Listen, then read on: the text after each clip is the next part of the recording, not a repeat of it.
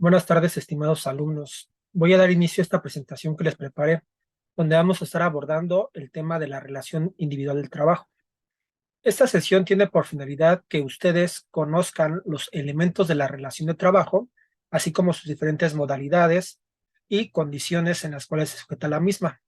Antes de abordar estos temas, me gustaría iniciar con la definición de relación individual del trabajo. La relación individual del trabajo, de acuerdo al artículo 20 de la Ley Federal del Trabajo, nos establece que es la prestación de un servicio personal subordinado a una persona mediante el pago de un salario. De esta definición se advierte que el elemento esencial de la relación de trabajo que permite distinguirla de otras relaciones jurídicas es la subordinación en la prestación de un servicio, la cual se va a traducir en la facultad que tiene el patrón de disponer de la fuerza del trabajo del obrero dentro de acuerdo con la ley o el contrato establecido. Aquí yo en la diapositiva les pongo una definición más sencilla, más simple de lo que se va a entender como relación individual del trabajo, que es ese vínculo jurídico que va a unir al trabajador con su patrón y en donde va a existir una subordinación, donde el primero va a prestar un servicio personal y el segundo va a pagar un salario. Esto es, toda relación individual del trabajo va a estar integrada por tres elementos, que es la subordinación, la prestación de un servicio personal y el pago de un salario. Cuando se dan estos tres elementos, estamos hablando de una relación individual del trabajo. Vamos a entrar más a fondo a qué se refieren estos tres elementos, que es la siguiente diapositiva. Entonces, como ya les comentaba, los elementos de la relación de trabajo van a ser tres. En primer lugar, la prestación de servicios. En segundo lugar, la subordinación. Y en tercer lugar, la remuneración. La doctrina nos habla que existen elementos de relación de trabajo que pueden dividirse tanto subjetivos como objetivos. En los subjetivos, la doctrina los refiere que es donde el trabajador presta materialmente su servicio, el cual debe de ser siempre personal y puede ser material, intelectual o mixto. Por su lado, el patrón va a ser quien va a recibir esos servicios. Dentro de los elementos objetivos que nos hace alusión la doctrina, nos hablan de dos, que es la subordinación y el salario. Sin embargo, para efectos didácticos, yo solamente me voy a ceñir a estos tres elementos que les pongo en la diapositiva, que son los mismos elementos que establece el artículo 20 de la Ley del Trabajo. Vamos a iniciar con el primero, la prestación de servicios. Es esa que debe de ser, ya dijimos, de manera personal. Es decir, el trabajador es el único que debe desempeñar el servicio sin que nadie más intervenga. Esta prestación de servicios, como ya se los comenté, puede ser material, intelectual o mixta. Cuando hablamos de la subordinación, nos estamos hablando a ese sometimiento del trabajador hacia su patrón en tres aspectos fundamentales. Uno, que es el jurídico, que va a suponer la facultad del patrón de girar instrucciones respecto del trabajo contratado, así como el deber de obediencia de su trabajador. El segundo elemento sería el económico, que va a entrañar la dependencia del trabajador respecto del patrón, considerando que el salario suele representar el único ingreso del trabajador y que por otra parte, este no va a participar en la suerte o riesgos económicos de la empresa. Y finalmente, el tercer elemento sería el técnico, que va a significar que el trabajador está sujeto en el desempeño del trabajo a instrucciones más o menos precisas del patrón o de su representante. Y finalmente, el tercer elemento es la remuneración, el pago que va a recibir el trabajador por haber prestado sus servicios personales a su patrón. Entonces, estos son los tres elementos esenciales de cualquier relación de trabajo. Si hace falta uno de ellos, no estamos hablando de una relación de trabajo, a lo mejor quizás estaríamos hablando de una prestación de servicios profesionales, que eso ya entraría dentro del ámbito civil y ya no del ámbito laboral. Pero en el ámbito laboral, para que se dé una relación de trabajo, deben de darse esos tres elementos. ¿Qué modalidades nos hace alusión la Ley Federal del Trabajo referente a las relaciones individuales de trabajo? Bueno, de acuerdo al artículo 35 de la Ley Federal del Trabajo, las relaciones de trabajo pueden ser para obra o tiempo determinado, pueden ser por temporada o por tiempo indeterminado. Y nos dice que también estas cuatro modalidades pueden en su caso estar sujeto a lo que viene siendo un periodo de prueba o una capacitación inicial. El mismo artículo 35 nos dice que a falta de estipulación expresa, o sea, que en el contrato no se establezca si la relación individual es para obra, por tiempo determinado o por temporada, deberá entenderse que es por tiempo indeterminado. Pero, ¿a qué se refiere cada una de estas cuatro modalidades? Bueno, para obra. Para obra se está refiriendo a este tipo de contrato que se genera cuando un trabajador es contratado por el patrón únicamente para una obra específica. Un ejemplo podría ser la construcción sobre una casa habitación. Por tiempo determinado nos estamos refiriendo a aquel contrato donde se va a determinar el tiempo por el cual el trabajador va a prestar sus servicios a su patrón. Por lo regular se llega a utilizar este contrato cuando se debe de sustituir temporalmente a un trabajador o por la exploración de minerales. Por ejemplo, si a lo mejor no es una trabajadora, se fue de incapacidad por maternidad, pues ahí el contrato idóneo sería un contrato por tiempo determinado. En lo que dure esa incapacidad, pues el trabajador va a estar laborando en la empresa. Una vez que regrese esta persona de su incapacidad, pues obviamente ahí finaliza o cesa la relación laboral. Por temporada es este contrato en el cual el trabajador va a prestar sus servicios durante el tiempo que va a durar una temporada. Por ejemplo, la cosecha de cañas, la cosecha de agave, etcétera. Una vez que se concluye esa temporada, pues no se va a estipular un nuevo término o duración de otra modalidad. Esto es, el trabajo o la relación contractual finaliza. Y finalmente, la modalidad de tiempo indeterminado, pues se va a referir a ese tipo de contrato que no va a estar sujeto a un tiempo, en el cual el trabajador va a prestar sus servicios de manera indefinida hasta que obviamente el patrón ya no desee continuar con sus servicios o este tampoco lo continúe, quiera continuar prestándolos, o bien a lo mejor quisiese de una causa de rescisión de la relación laboral. Si no se dan algunos de esos tres supuestos, pues obviamente el contrato es por tiempo indefinido. ¿Ok? Como ya se los mencionaba hace rato, estas cuatro modalidades o tipos de contrato van a estar sujetos a lo que se conoce a un periodo de prueba o una capacitación inicial.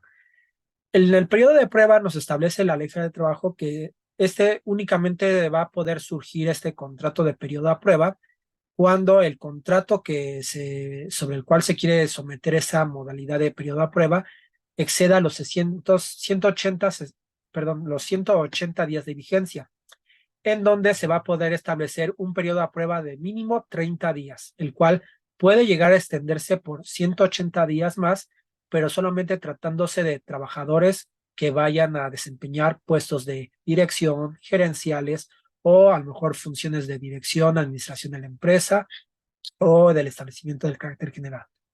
Solamente en esos supuestos es cuando el contrato de periodo a prueba se puede prorrogar a 180. De manera, digamos, genérica o general, únicamente son 30 días para el periodo a prueba de un contrato en la relación laboral. En la capacitación inicial, esta nos habla la Ley Federal de Trabajo que va a tener una duración de 3 meses y que puede llegarse a prorrogar por 6 meses, pero igualmente siempre y cuando se trate de trabajadores para puestos de dirección, gerenciales o demás personas que vayan a ejercer funciones de dirección, administración de la empresa o del establecimiento. Solamente en esos supuestos es cuando se puede prorrogar por 6 meses, pero de manera general o genérica, o sea, un trabajador común, siempre la capacitación inicial debe de durar un máximo de 3 meses. Obviamente puede ser menos, sí, pero no más de esos 3 meses. El siguiente tema que quiero abordar con ustedes es referente a las condiciones de trabajo. Las condiciones de trabajo son estas situaciones mínimas que se van a hacer constar por escrito y que el objetivo de las condiciones va a ser regular cuáles son las prestaciones que va a tener el trabajador en la empresa. La Ley Federal del Trabajo en su artículo 24 nos establece que las condiciones de trabajo por regla general se tienen que establecer en los contratos colectivos de trabajo. Sin embargo, en la práctica no llega a suceder así y por lo regular se llega a estilar a que se establezcan en el contrato individual del trabajo. O sea, todo el contrato que firma un trabajador, ahí se llegan a establecer esas condiciones de trabajo. Sin embargo, aquí la Ley Federal del Trabajo nos dispone que para que estas condiciones de trabajo sean válidas, deben de constar por escrito y se deben entregar 2 ejemplares. Uno obviamente va a quedar para el patrón y el otro va a quedar para el trabajador. Pero ¿cuáles van a ser esas condiciones de trabajo? Bueno, El artículo 25 de la Ley Federal del Trabajo nos va a establecer que el escrito donde van a constar estas condiciones de trabajo deben de contener cuando menos los siguientes requisitos. 1. El nombre, la nacionalidad, edad, sexo, estado civil, CURP, RFC y domicilio del trabajador y del patrón.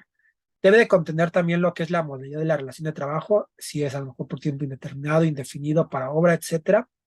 Si el tipo de servicio o servicios que va a prestar el trabajador, el lugar o lugares donde se va a llevar a cabo la prestación de servicios, la duración de la jornada, si va a ser a lo mejor una jornada mixta, una jornada diurna, una jornada nocturna, que ahorita lo vamos a ver. Se va a llevar a cabo la forma y el monto del salario, dónde se va a llevar a cabo y en qué día, la indicación de que el trabajador si va a ser capacitado o adiestrado, cuáles van a ser los días de descanso, las vacaciones a las cuales va a disponer el trabajador y las demás que convenga el trabajador y el patrón. Y finalmente la designación de beneficiarios en caso de que el trabajador llegase a fallecer o bien desaparezca por algún producto de un acto delincuencial, puede comparecer la persona designada por el trabajador previamente a que se le liquiden las prestaciones que fueron devengadas por el trabajador al momento de tener la relación individual de trabajo. ¿Qué pasa si al contrato individual de trabajo le hace falta alguno de estos requisitos que les acabo de mencionar? Bueno, la respuesta la encontramos en el artículo, en el mismo artículo 25, donde nos dice que a falta de que en el escrito no se señalen algunos de esos requisitos, obviamente se va a imputar esa falta de formalidad al patrón, o sea, el trabajador sigue disponiendo de sus derechos que le reconoce la propia Ley Federal del Trabajo. Ahora, vamos a hablar más a fondo acerca de estas condiciones de trabajo que se establecen en el contrato individual del trabajo. La primera condición que quiero mencionarles es la jornada de trabajo. La jornada de trabajo se va a referir a ese tiempo durante el cual el trabajador va a estar a disposición de su patrón para prestar su trabajo. La Ley Federal del Trabajo en su artículo 60 nos establece 3 tipos de jornadas: la diurna, la nocturna y la mixta. La diurna va a durar 8 horas laborales y va a comprender de entre las 6 de la mañana a las 20 horas. Por su lado, la nocturna va a durar 7 horas y va a comprender de las 20 a las 6 horas. Y finalmente la mixta va a comprender periodos tanto del tiempo de la jornada diurna como de la mixta, pero siempre que el periodo nocturno sea menor a 3 horas y media, ya que si comprende más de 3 horas y media, se va a considerar jornada nocturna. Entonces, esas son las 3 tipos de jornada de trabajo que establece la Ley Federal de Trabajo. Las horas de reposo o comidas. De acuerdo al artículo 63, nos habla que el trabajador tiene el derecho de reposar media hora su comida en lo que es ya sea dentro del centro laboral o fuera del centro laboral. Le va a tener mínimo media hora para reposar sus alimentos o inclusive a lo mejor no alimentos, descansar. Otra de las condiciones de trabajo que ustedes deben de conocer es lo que se conoce como la jornada extraordinaria. La jornada extraordinaria la encontramos en los artículos 60, 68 de la Ley del Trabajo y nos establece precisamente, son esas horas extras que va a trabajar el empleado, obviamente con su propio consentimiento. Si el empleado no da su consentimiento a trabajar horas extras, el empleador, o sea, el patrón, no lo puede obligar a trabajarlas. Por eso es que se firma un contrato individual de trabajo. Sin embargo, aquí hay que tener en cuenta los siguientes aspectos, donde nos dice que estos artículos del 60 al 68 nos dice que las jornadas extras o las horas extras únicamente se pueden trabajar máximo 3 horas diarias y estas 3 horas diarias únicamente deben de ser 3 veces a la semana, no pueden ser más. ¿Qué pasa si el trabajador llega a trabajar más de esas horas diarias o más de esas 3 veces a la semana? Ahí lo que va a suceder es que el patrón estaría obligado a pagarle el salario doble. O sea, aparte de que le va a pagar esas horas extras, le va a pagar el doble de esas horas extras. Otra de las condiciones de trabajo que decíamos que se establecen en el contrato es el salario. El salario, como ustedes saben, es esa retribución que va a pagar la empresa o el patrón a su trabajador, obviamente por la prestación de sus servicios. Aquí hay que tener en cuenta 2 aspectos. El salario debe de ser siempre remunerador Esto es, nunca puede ser menor al fijado como mínimo, que actualmente el mínimo ronda en 172 pesos, y el salario no puede ser objeto de compensación alguna. ¿Ok? Otra de las condiciones de trabajo que se establecen en el contrato individual de trabajo son los días de descanso. Los días de descanso los encontramos en los artículos 69 y 63 y nos habla que es el derecho que va a tener el trabajador a disfrutar de un día de descanso por cada 6 días laborados. Hay empresas que obviamente les dan a sus trabajadores 2 días, que es lo mejor. Sin embargo, de acuerdo a la ley federal de trabajo, únicamente es válido o autorizado un día de descanso por cada 6 de trabajo laborados. Los días de descanso nos habla que se debe de procurar que siempre sean en domingo. Sin embargo, ustedes saben que hay empresas que hacen a sus trabajadores para que trabajen los domingos. En este caso, si el trabajador tiene que, digamos, el trabajador descansa los domingos y el patrón por necesidades del servicio le dice, ¿sabes qué? Tienes que venir a trabajar el próximo domingo. El trabajador está obligado a presentarse a laborar. Sin embargo, ahí el patrón le tendría que pagar su salario al triple. Ajá, o sea, de lo que gana, le tiene que pagarle el doble, que vendría siendo el triple. La prima dominical viene siendo el porcentaje que paga el patrón al trabajador por trabajar los domingos.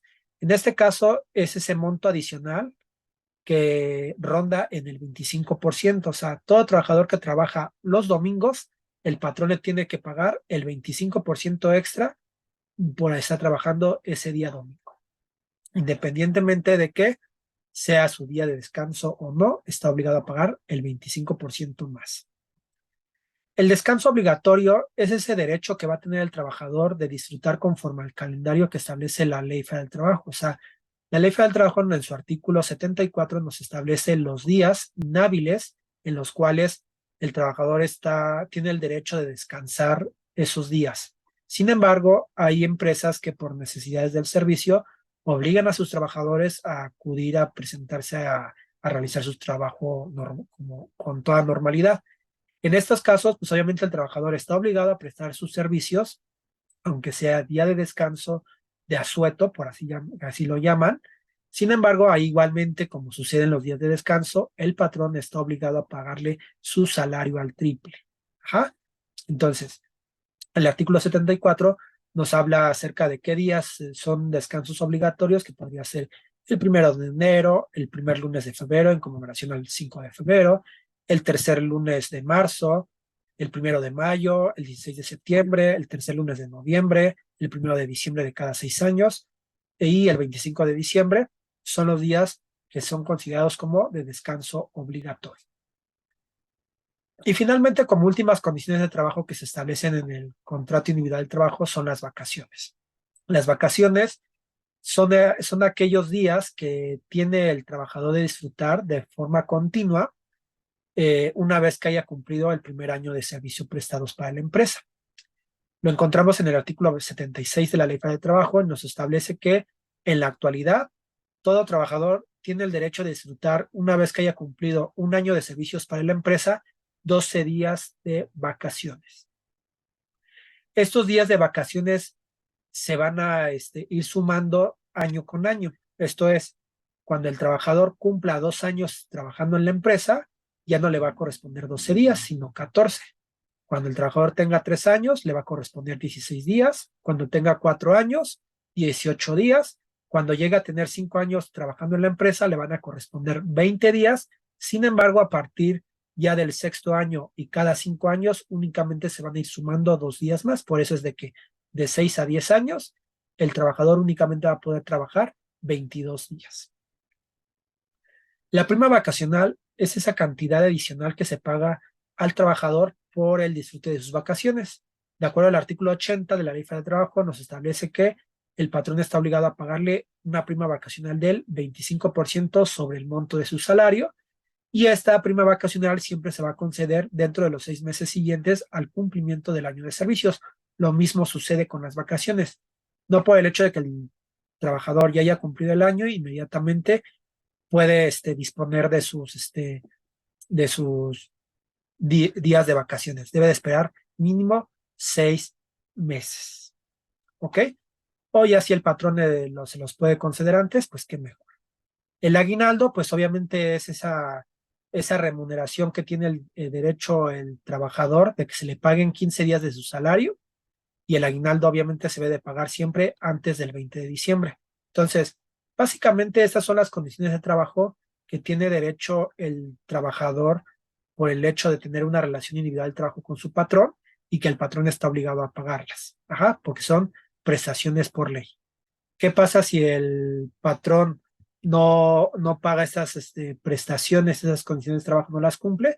Pues pueden acudir, demandarlo ante lo que viene siendo hoy en día los tribunales locales o federales de trabajo, o acudir ante la Profedet, que es la propiedad de la defensa del trabajador, y en esas dos instancias los pueden apoyar para poder entablar la demanda en contra del patrón que no está cumpliendo estas condiciones de trabajo.